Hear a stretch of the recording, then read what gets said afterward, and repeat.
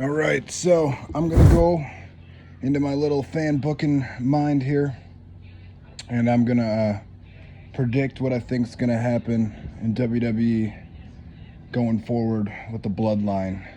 So obviously, after WrestleMania 40, Cody Rhodes is now the guy, the undisputed WWE champ, which is fantastic for him, I suppose. My brother Brian, big Cody Rhodes fan, gets excited every time that guy comes out. I know my mom's not a huge fan of Cody. She's a big Roman Reigns supporter, so that's that. But the big news of it was on SmackDown, they had the Bloodline come out, Solo, Jimmy, Paul Heyman, and basically Paul Heyman went into a whole spiel about how, they're going to regain the title, basically. That losing sucks, but they're not going to make excuses for it and all that fun stuff. So then that's when Solo decided to, step it up and basically say that, losing has consequences, which is funny because he's on a losing streak in house shows. But I mean, as far as on TV, his last big, match was against John Cena where he won. But anyway, so they said there's consequences and that, the results with actions, So, of course, what happens is he goes over and he stares at Jimmy, and then, the crowd starts to ooh and oh no, because Jimmy lost to Jay. So then Jimmy's like, who, me? Me? Nah, I'm Big Brother. You ain't gonna step to me. And then Solo hugged him and said, I love you. You're my brother. And then proceeded to walk away as the camera showed him from a different angle. And then all of a sudden, the mask, or a hooded figure, boom, hits Jimmy from behind and starts whooping him.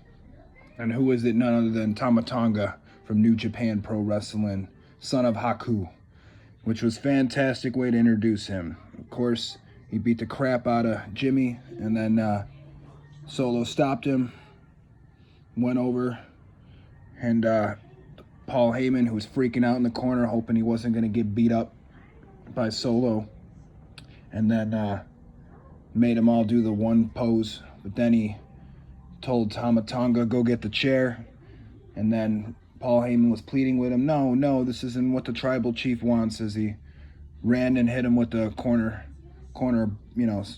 hip to the face with the chair on him to eliminate Jimmy from the Bloodline, and then threw up the ones.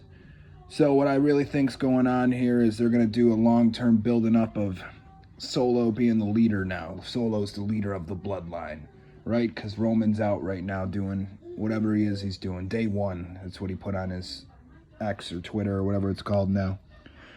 So I think what's going to happen is Solo's going to be teased as the new Bloodline leader. He's the one that took control. He stopped Paul Heyman's phone. He's got Tonga with him. And then you're going to slowly start to go from there.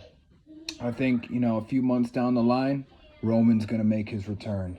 And then there's going to be the confrontation of Roman and Solo. And I think what's going to, transpire is it's going to be Roman's going to say, I didn't make this call. And then Jimmy's going to come out, and it's going to be Jimmy and Roman and standing face-to-face with Solo and Tonga, because, clearly Jimmy's still in support of with Roman. So then what's going to transpire from there is they're both going to start fighting. And then as soon as Roman and Jimmy start to get the upper edge on them, that's when they're going to introduce the Samoan werewolf himself, Jacob Fatu. And then what's going to happen is they're going to beat down Roman and Jimmy. And once again, they're going to do some kind of injury angle or something where they send them packing. And that'll be like the new Bloodline. And it's going to look like Solo's leading it. So then, a few months after that, probably be close to SummerSlam. I think what they're going to transpire, maybe that'll take place at SummerSlam. But going into the fall, they're going to then have Roman and Jimmy needing to figure out something to take on the three of them. So that's when they're going to try to reunite the Usos and get Jimmy and Jay together with Roman. And then, at that point, it's going to be them three versus Solo, Tonga, and Jacob Fatu. But then this is where the twist is going to happen. It's going to be The Rock revealed as the High Chief. Because if you remember, on the family tree, when The Rock showed it at that press conference, what did it say under his name? High Chief. So I think The Rock's going to be revealed as the High Chief, making all the calls. And that's going to be the new Bloodline. So now you're going to have, going into WrestleMania season next year, you're going to have The Rock as the High Chief, Solo Sikoa, Tama Tonga, and Jacob Fatu, with Paul Heyman kind of being in the middle of it all, versus Roman, Jimmy, and Jay. And then they're going to get the other Uso involved. Who am I talking about? Sami Zayn. They're going to get Sami Uso in there, and it's going to be a 4-on-4 Civil War Bloodline storyline. Roman Reigns, the Usos, and Sami Zayn versus The Rock, the final boss, the High Chief, Tama Tonga, Solo Sikoa, and the Samoan werewolf, Jacob Fatu. And I think that is the storyline that WWE is doing right now with the Bloodline. Let me know what you guys think. Like, comment, subscribe. Give me your opinions. Let me know if you don't think mine makes sense. And then we'll see what happens from there.